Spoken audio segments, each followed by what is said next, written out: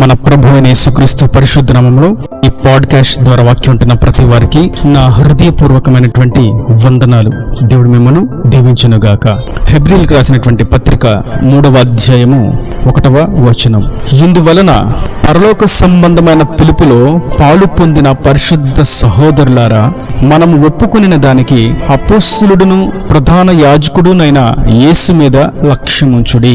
చదివినటువంటి వాక్య భాగంలో పరలోక సంబంధమైనటువంటి పిలుపులో మనము పాలిభాగస్థులమైనటువంటి పరిశుద్ధులముగా ఉన్నాము గనుక మనము దేనినైతే ఒప్పుకొని విశ్వసించామో ఆ పరలోక రాజ్యానికి చేరడానికి, ఆ నిత్య స్వాస్యాన్ని పొందుకోవడానికి, ఆ నూతన యెరూషలేములకు ప్రవేశించడానికి మనం మన ప్రభువును, రక్షకుడును, అపోస్తలుడును, ప్రధాన యాజకుడు అయినటువంటి యేసుక్రీస్తు మీద మాత్రమే లక్ష్యం ఉంచాలని వాక్యము తేటగా సెలవిస్తుంది. మనం గమనిస్తున్నట్లయితే లక్ష్యముంచుట అనేటువంటి మాట మీద అనేకులు అనేక కోణాల్లో లక్ష్యాలను కలిగి ఉంటారు. వాటి మీద గురి ఉంచి అడుగు ముందుకు వేస్తారు. అయితే చదువును గురించి, ఉద్యోగమును గురించి, వ్యాపారమును గురించి, కుటుంబమును గురించి, సంతానము గురించి, ఆస్తిపాస్తులను గురించి, స్వాస్థ్యమును గురించి కాదు, కానీ మన లక్ష్యము నిత్య రాజ్యము, పరలోక స్వాస్థ్యము. దానిని పొందుకోవడానికే మనం పిలువబడి ఉన్నాము. ఇది పరలోక సంబంధమైనటువంటి పిలుపు. మరియు ఆ ఒప్పుకున్న దానిలో మనం స్థిరముగా నిలబడి ఆయన మీద మాత్రమే గురి ఉంచి ముందుకు సాగవలసిన వారమై ఉన్నాము. ఇక్కడ మనం గుర్తించవలసినటువంటి మరొక విషయం ఏదనగా, ఆ పరలోకపు పిలుపుకు ఎవరు పాలుభాగస్తులు? ఇక్కడ రాయబడి ఉన్నటువంటి మాట పరిశుద్ధులు. పరిశుద్ధులు మాత్రమే ఆ పరలోకపు పిలుపుకు యోగ్యులు. ఆ పరిశుద్ధమైనటువంటి జీవితం కలిగిన వారు మాత్రమే పరలోక సంబంధమైనటువంటి పిలుపులో ఉన్నటువంటి భావమును, అర్థమును గుర్తించగలరు మరియు ఆయన మీద లక్ష్యం ఉంచి పరలోకానికి చేరగలరు. అయితే ఒకవేళ పరిశుద్ధులుగా నిలిచి ఉండకపోతే, పరిశుద్ధ సహోదరులుగా మనం నిలిచి ఉండకపోతే, ఆ పరలోక సంబంధమైనటువంటి పిలుపు నిలిచిపోవడం సంభవిస్తుంది. ఆయన పిలుపులో ఉన్నటువంటి జీతమును, ప్రతిఫలమును పొందుకోలేని వారిగా మిగిలిపోవడం ఎంతో బాధాకరమైనటువంటి విషయం. అయితే వాక్యం సెలవిస్తుంది, మీరు పరలోక సంబంధమైనటువంటి పిలుపును పొందుకుని ఉన్నారు, మీరు పరిశుద్ధ సహోదరులు కనుక మీరు దేని కొరకైతే ఈ మార్గంలో, ఈ సత్య మార్గంలో, జీవ మార్గంలోకి అడుగు పెట్టి ఉన్నారో దానిని మీరు దృష్టి ఉంచాలి, మీరు దృష్టి సారించాలి, దాని మీద మీరు ఏకాగ్రత కలిగి ఉండాలి, దాని మీద మీరు స్థిరత్వం కలిగి ఉండాలి, దాని కొరకు మీరు అడుగు ముందుకు వేసి సాగిపోవాలి అని వాక్యం సెలవిస్తూ, అలా సాగిపోతున్నటువంటి ఆ జీవ మార్గంలో మనం ప్రభువును మాత్రమే ముందు పెట్టుకోవాలి. కొందరు మనం చూస్తూ ఉంటే వారి కాపర్లను, వారి సేవకులను, వారు నడిపిస్తున్నటువంటి నాయకులను వారు ఎదుట పెట్టుకుంటారు. వారిని బట్టి వీరు నడుస్తూ ఉంటారు. వారు లోక సంబంధంగా ఉంటే వీరు కూడా లోక సంబంధంగానే ఉంటారు. వారు రకరకాలైనటువంటి ప్రవర్తనలు కలిగి ఉంటే వీరు కూడా అట్టి విధంగానే చేస్తూ ఉంటారు. మనం అడిగితే మా కాపరి అలా చెప్పాడు, మా సేవకులు ఇలాగే చెప్పారు, మమ్మల్ని నడిపిస్తున్నటువంటి నాయకులు మాకు ఇదే బోధించారు అని వాక్యాన్ని చదవక, వాక్యంలో ఉన్నటువంటి భావాన్ని ఎరుగక అజ్ఞానుల వరే బుద్ధిహీనమైనటువంటి సమాధానాన్ని మనకు చెప్తూ ఉంటారు. మనమైతే పరలోక సంబంధమైనటువంటి పిలుపు పొందుకుని ఉన్నాం. అనేకులు అనేక రకాలైనటువంటి పిలుపులు కలిగి ఉంటారు. అది శుభకార్యాలకు కానీ, ఏదైనా పని విషయమే కానీ, ఏదైనా కార్యారంభమే కానీ, ఇలా అనేకమైనటువంటి విషయాల్లో పిలుపును కలిగి ఉంటారు. మనం పిలుపు అయితే ఈ లోక సంబంధమైనది కాదు, కానీ ఇది పరలోక సంబంధమైనటువంటి పిలుపు. ఒకవేళ లోకంలో ఉన్న వారందరూ వెలివేసి ఏ శుభకార్యానికి, ఏ కార్యారంభానికి, వారి సంతోషంలో పాలుభాగస్తులు కావడానికి పిలుపును ఇవ్వకపోయినప్పటికీ వాటిని గురించి మనం దిగులు పడవలసినటువంటి అక్కర లేని లేదు. ఎందుకంటే మనకు అంతకంటే విలువైనటువంటి పరలోక సంబంధమైనటువంటి పిలుపు మనము కలిగి ఉన్నాం. కారణం, పరిశుద్ధ సహోదరులుగా మనం తీర్చిదిద్దబడ్డాం. ఆయన మీద మాత్రమే మనం దృష్టి సారించి గమ్యముకు చేరవలసిన వారమై ఉన్నాం. మనం ఒకసారి అబ్రహాం యొక్క జీవిత చరిత్రను చూసినట్లయితే ఆయనను గురించి రాయబడినటువంటి మాట, దేవుడు దేనికి శిల్పియు నిర్మాణకుడై ఉన్నాడో ఆ పునాదులు కలిగినటువంటి పట్టణం కొరకు ఆయన సాగిపోతూ ఉన్నాడు, లక్ష్యం ఉంచాడు, గురి ఉంచి అడుగు వేశాడు అని.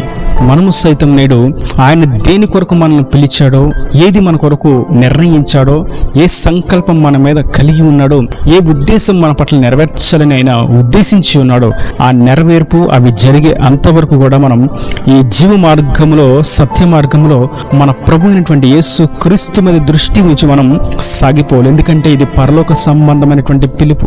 ఈ పిలుపులోకి అడుగు వేయడం, పాలుభాగస్తులు కావడం అనేది సాధారణమైనటువంటి విషయం కాదు. అనేకులు ఈ పిలుపును పొందుకోలేక, ఆ పిలుపును విన్నప్పటికీ అందులో అడుగు పెట్టలేక, దాన్ని స్వీకరించలేక, దాన్ని అనుమతించలేక జీవితాన్ని అర్ధాంతరంగా ముగించుకునేవారు కూడా అనేకులు మనకు తటస్థిస్తూ ఉంటారు. వారి జీవితం శపించబడినట్లుగా చీకటిలో సంచరించు జీవితంగా మార్చబడిన వారు కూడా మనకు తటస్థిస్తూ ఉంటారు. అయితే మన పిలుపు చాలా విలువైనది. ఇది పరలోక సంబంధమైనటువంటి పిలుపు. ఇంకా మనం చూస్తాం, ఇది పరిశుద్ధమైనటువంటి పిలుపు అని చూస్తాం. ఈ పిలుపులో పరిశుద్ధత ఉంది, స్వార్థం లేదు, మరియు ప్రేమ పిలుపు అని మనం చూస్తాం. ఈ పిలుపులో ప్రేమ ఉన్నది, కోపము, ద్వేషాలు, కక్షలు, ఈర్ష్యలు లేనే లేవు. ఎందుకంటే ఇది పరలోక స్వాస్థ్య సంబంధమైనటువంటి, ఆత్మ సంబంధమైనటువంటి పిలుపు. ఈ పిలుపును పొందుకున్న వారు ఆ మార్గములు ఆయనను చూస్తూ సాగిపోయిన వారు గమ్యానికి చేర్చబడ్డారు. అది అబ్రహామే గాని, హానోకే గాని, నోవాహే గాని, మోషే గాని, దావీదే గాని, యెషయా గాని, యెహెజ్కేలు గాని, ఇర్మియా గాని, ఇలా మనం చూస్తూ ఉంటే ప్రతి వారు క్రొత్త నిబంధనలో అపోస్తలులే గాని ఆయన మీద దృష్టి ఉంచినప్పుడు, ఆయన మీద లక్ష్యం ఉంచినప్పుడు మాత్రమే ఆ పరలోక సంబంధమైనటువంటి పిలుపులో మనం నిలిచి ఉండగలుగుతాం. ఒకవేళ ఆయన మీద దృష్టి ఉంచినట్లయితే పరలోక సంబంధమైనటువంటి పిలుపును కోల్పోవలసినటువంటి పరిస్థితిని సాతానుగాడు కల్పిస్తాడు. కనుక ఈ వాక్యం వింటున్నటువంటి నా ప్రియ సహోదరులారా, మనం పరలోక సంబంధమైనటువంటి పిలుపులో పాలు పొందవలసినటువంటి వారమై ఉన్నాము. పరిశుద్ధమైన వారముగా, పరిశుద్ధ సహోదరులముగా మనం ఒప్పుకున్న దాన్ని జాగ్రత్తగా గుర్తించి ఆ ప్రకారం దానిని దృష్టి ఉంచి మనం ముందుకు సాగవలసిన వారమై ఉన్నాము. పరలోక రాజ్యానికి చేరాలి. ఆయన చేత నూతనమైనటువంటి ఒక క్రొత్త నామం పెట్టబడాలి. మరియు ఆ నిత్య రాజ్యంలో శాశ్వత కాలం ఉండవలసిన వారమై ఉన్నాము. జీవ ఫలములలోను, జీవ జలములలోను పాలిభాగస్తులు కావలసిన వారమై ఉన్నాము. నిత్యము, యుగాయుగములు శాశ్వతమైనటువంటి రాజ్యంలోకి మనము చేరవలసిన వారమై ఉన్నాము. అక్కడ దుఃఖము, నిట్టూర్పు, బాధ, వేదన, మరణము, శాపములు, ద్వేషములు, కోపములు, మత్తతలు, అల్లర్లు లేనటువంటి శాంతి రాజ్యంలోకి ప్రవేశించవలసిన వారమై ఉన్నాము. కనుక మనం ఒప్పుకునే దాన్ని గట్టిగా పట్టుకొని మన ప్రభు వీటన్నిటిలో అత్యధికమైనటువంటి విజయం ఇవ్వగలడని గుర్తించి ఆయనను చూస్తూ మనం ముందుకు సాగిపోవాలి. ఎందుకంటే ఇక్కడ రాయబడినటువంటి మాట ఎందువలన అనేటువంటి మొట్టమొదటి పదాన్ని మనం చూస్తాం. ఎందువలన అని చూసినట్లయితే 2వ అధ్యాయం 18వ వచనంలో, తాను శోధింపబడి శ్రమ పొందిన గనుక శోధింపబడు వారికి సహాయం చేయగలవాడై ఉన్నాడు. ఆయన మనకు సరైనటువంటి సహాయకుడు. అన్ని కోణాలలో కూడా, అది శ్రమలలోను, శోధనలోను, అన్ని ఇక్కట్లలోను, ఇబ్బందుల్లోను, కన్నీరులోను, మానని వేదనలోను ఆయన మనకు సరైనటువంటి సహాయకుడు.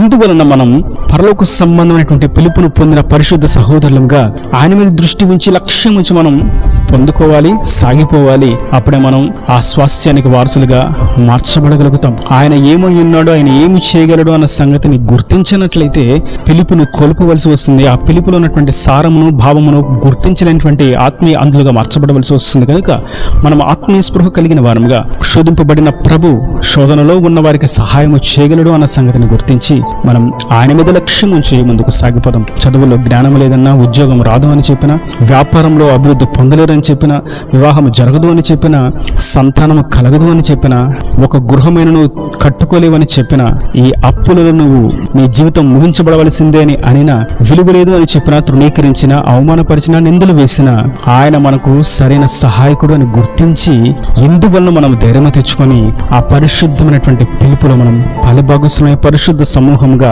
ఆయన రాజ్యానికి వారసులుగా మార్చబడదాం. ఈయన దేవుని మాటల ప్రతి వాని హృదయంలో నీరు కట్టి ఫలింపు చేయనుగాక. ఆమేన్. God bless you. తలల వంచి కనులు మూసినట్లయితే మీ కొరకు చిన్న ప్రార్థన. ప్రేమ స్వరూపి కరుణ కటాక్షం వెళ్తుంటే నా ప్రభు ఈ వాక్యాన్ని ప్రతి వారిని మీరు నిన్నాలుగా దీవించండి. ఇంకా పరలోక సంబంధమైనటువంటి పిలుపులో నిన్ను చూస్తూ నీ మీద లక్ష్యం ఉంచి పరిశుద్ధ సహోదరులుగా తీర్చిదిద్దబడి నీ రాజ్యానికి వారసులమైనట్లు సమస్త విషయంలో నువ్వు సహాయం చేస్తావని, శోధింపబడిన నీవు శోధనలో ఉన్న వారికి సహాయం అనుగ్రహించబడమని మీరు తెలియజేసినటువంటి నీ అమూల్యమైనటువంటి వాక్కులను బట్టి నీకు స్తోత్రం. వాక్యాన్ని ప్రతి వారిని ధైర్యపరచుని, బలపరచుని, నీ మీద లక్ష్యం ఉంచి ముందుకు సాగునట్లుగా ఏమాత్రం పిలుపులో వెనకడుగు వేయక, పిలుపును కోల్పోక, నరకానికి పాత్రలు కాక నిత్య రాజ్యానికి వారసున్నట్టుగా సహాయం దయచేయమని సుపరిశుద్ధ నామమున ప్రార్థించి వేడుకుంటున్నాను తండ్రి. ఆమేన్. ఆమేన్.